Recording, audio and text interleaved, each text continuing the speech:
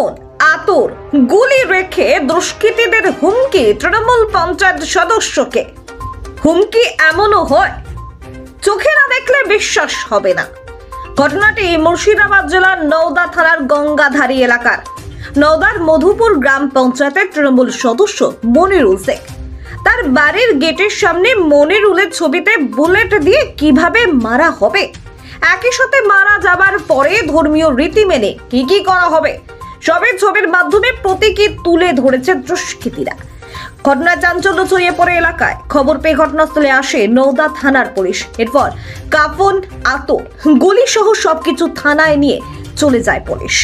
আজকে আমার বাড়িতে সকালবেলায় কেউ কালো মানে কাপড়ে জড়িয়ে কাপড়ের সঙ্গে গুলির মেশিন, তার সাথে আমার ছবি এবং আমাকে কিভাবে শ্যুট করা হবে, কিভাবে মারা হবে এবং কিভাবে হসপিটালে নিয়ে যাওয়া হবে এবং হসপিটালে মৃত্যুর পরে যেগুলো মুসলিমের লাগে, কাফন থেকে শুরু করে যত কিছু আমাদের লাগে মুসলিমের ক্ষেত্রে, আতর গোলাপ থেকে যা যা লাগে, বাতাসা থেকে সব কিছু তাতে প্যাক করে দিয়েছে এবং আমাকে ওটা একটা লিখে দিয়েছে যে এটা লাস্ট ওয়ার্নিং।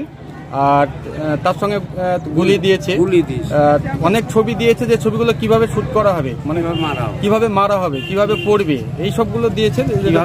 তার একটা পরিকল্পনা, এরকম পুরান একটা পরিকল্পনা। হ্যাঁ, টোটাল একটা মারার ছক করছে পরিকল্পনা। কে বা কারা করছে এটা বলতে পারছি না। নওদা থানার ওসিকে জানিয়েছি, পুলিশ তদন্ত করবে। আপনি মানে কেন এরকম হচ্ছে মনে? আমি তো বুঝতে পারছি না। গত 15 বছর 20-25 বছর থেকে আমার আব্বা রাজনীতির সঙ্গে যুক্ত আছে, কারোর সঙ্গে শত্রুতা নেই। আজ পর্যন্ত কোনো ঝড় ঝামেলা কারোর সঙ্গে যুক্ত হয়নি। আমি দ্বিতীয় টার্ম চলছে, আমার সঙ্গে সেরকম শত্রুতা গঙ্গাধারীতে আমি প্রকাশ্যে দেখছি না কারোর সঙ্গে।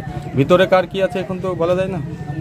আপনি রাজনীতি ছাড়া কি করেন? রাজনীতি ছাড়া বড় ভাই সিমেন্টের দোকান আছে, সকালে সিমেন্টের দোকানে বসি, দুপুরের দিকে পঞ্চায়েতে সময় পেলে একবার যাই, এসে আবার দোকানেই বসি, আদার্স কিছু করিনি। ব্যবসা। এটা কি আপনি রাজনৈতিক সূত্রতা না ব্যবসায়িক সূত্রতা? এটা রাজনৈতিক সূত্রতা, ব্যবসায়িক সূত্রতা আমাদের নেই গঙ্গাধারীতে। গঙ্গাধারী আশেপাশে নেই, এটা রাজনৈতিক সূত্রতা। আপনাদের মেম্বার? আপনি মেম্বার? কোন পঞ্চায়েত? মধুপুর জিপি। নাম? মনিরুল শেখ, গঙ্গাধারী।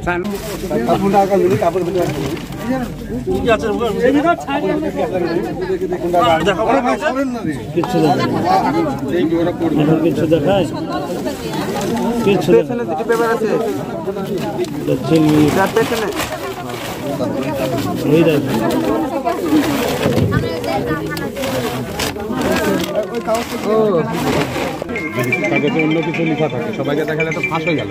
আর গোপনে দেখি